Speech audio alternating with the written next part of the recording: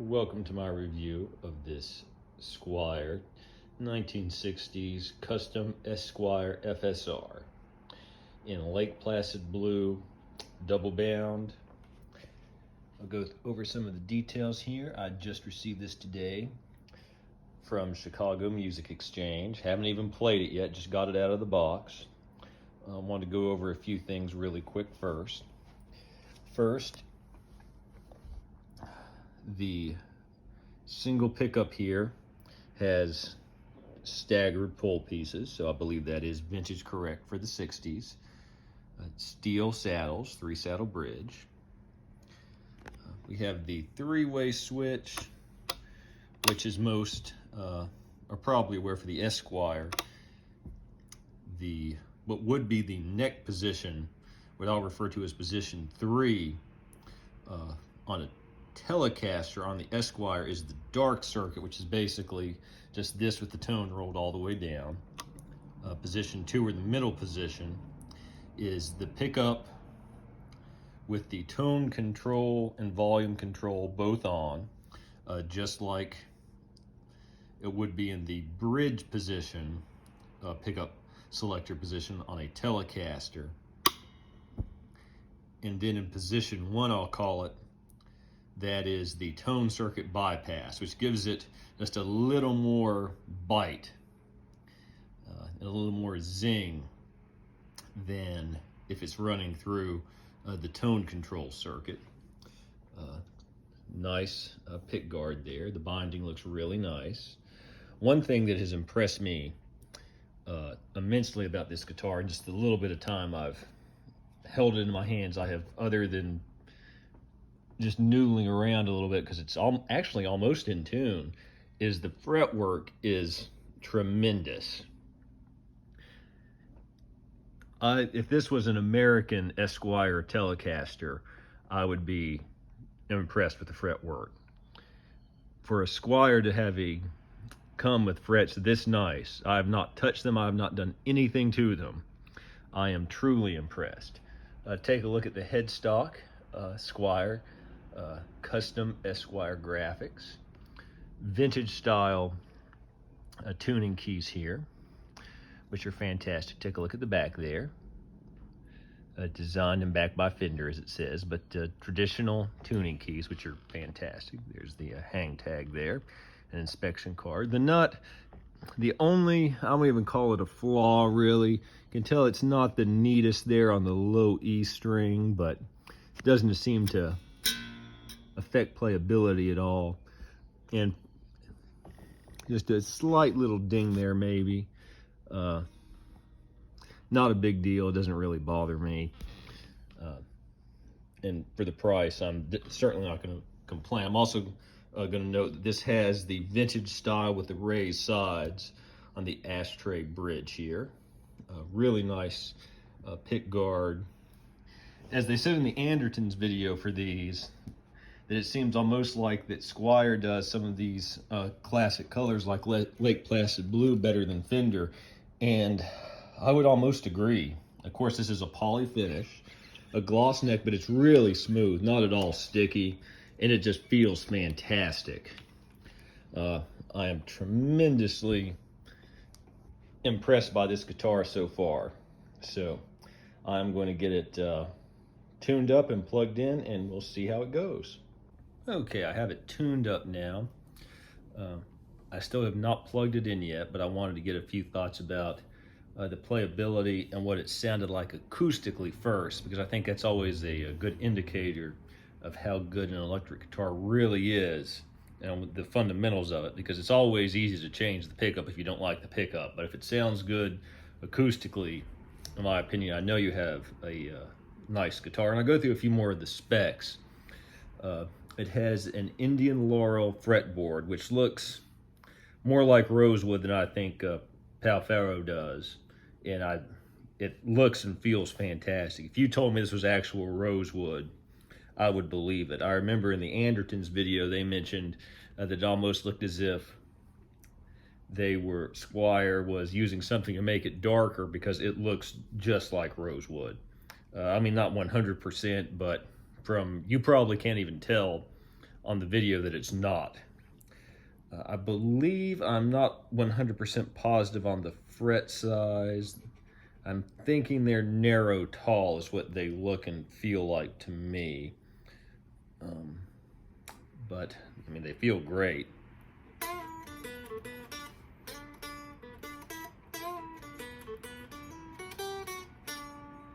mean, it sounds good acoustically, feels good.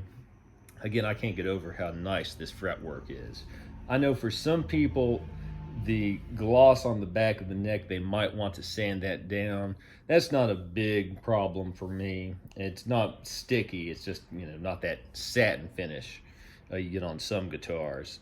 I believe the body is NATO and it's not alder, but I have a Gretsch that is inexpensive with a NATO body, and it's one of my favorite guitars. And just acoustically, let's play some big open chords here.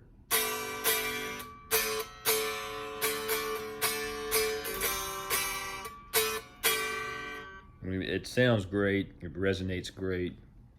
Again, if you told me this was a guitar, I believe this was $479 retail. I do want to note I did pay a full retail price for this guitar. If you would have told me it cost twice as much, I would not at all be surprised. Just moving the controls here, they feel like they're, you know, good quality. Switch feels really nice, actually. And again, I haven't listened to it yet, but it does have, I think I said staggered before. They might be slightly staggered. They're at least raised pole pieces like they would have been on a 60s Esquire or Telly.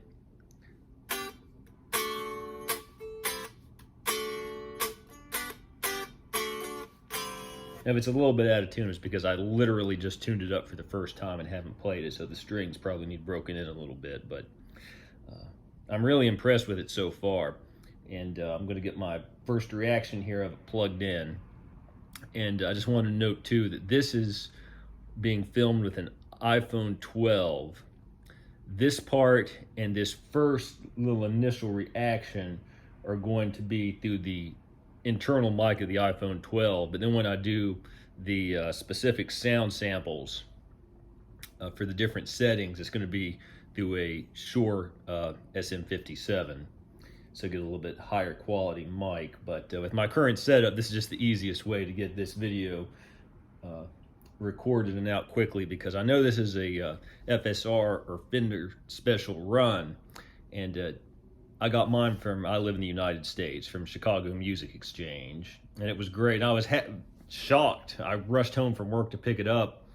The pre-order said that they would not get this guitar in until July 21st. It is June 14th as I'm filming this, so a lot of people probably haven't had the opportunity to play this yet, so I wanted to get this video out so people could get some idea of what they'd be getting if they decided to order this guitar, because I know those FSRs go pretty quick. And I don't know if it's a Chicago Music Exchange in the US and Anderton's in the UK exclusive, but I do know it's pretty limited.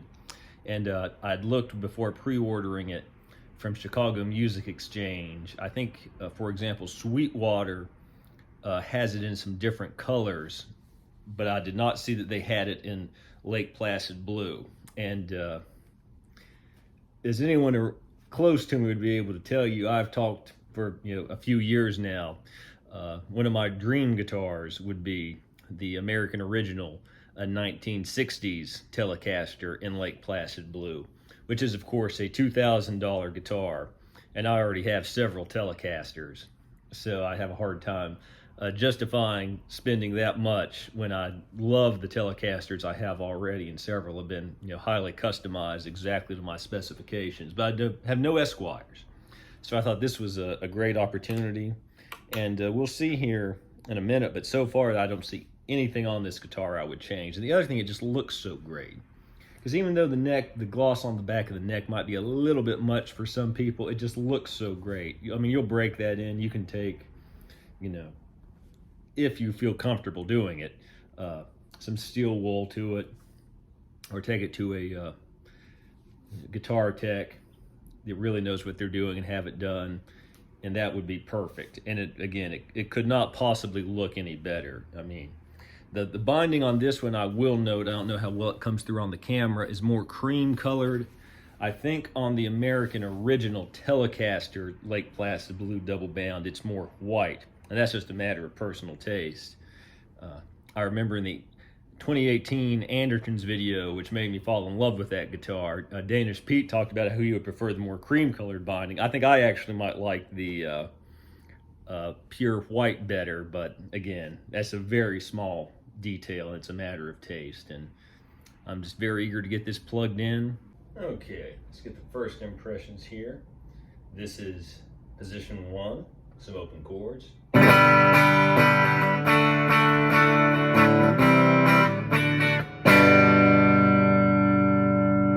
bright, a lot of jangle. I mean, it's just a great Telecaster style sound. Let's go to the second position. So the first position, see the tone control is out of the circuit. Second position, it is in.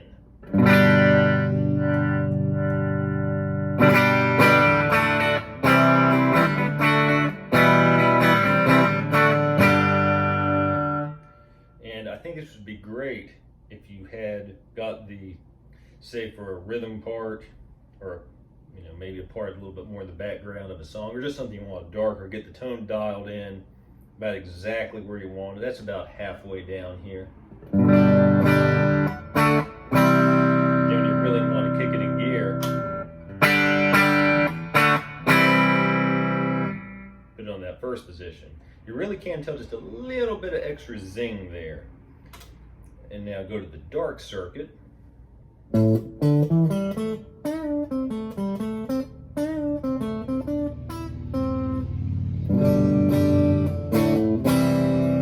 Which I've heard in the past is supposed to, back before there were electric basses, when the Esquire was a brand new guitar by Fender, to sort of emulate the sound of a bass. And I think that might sound better if you put a little bit of gain on it. This is a GHS Angry Charlie.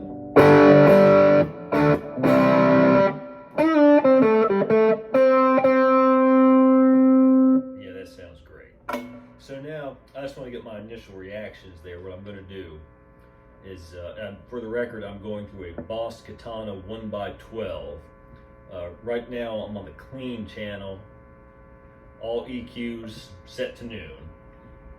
What I'm going to do is go through each of the sounds clean, then each of the sounds with the JHS Mike Campbell signature overdrive, with the drive and the volume about halfway up. This right now is through the internal mic on my iPhone. What you're getting ready to hear will be through an SM57.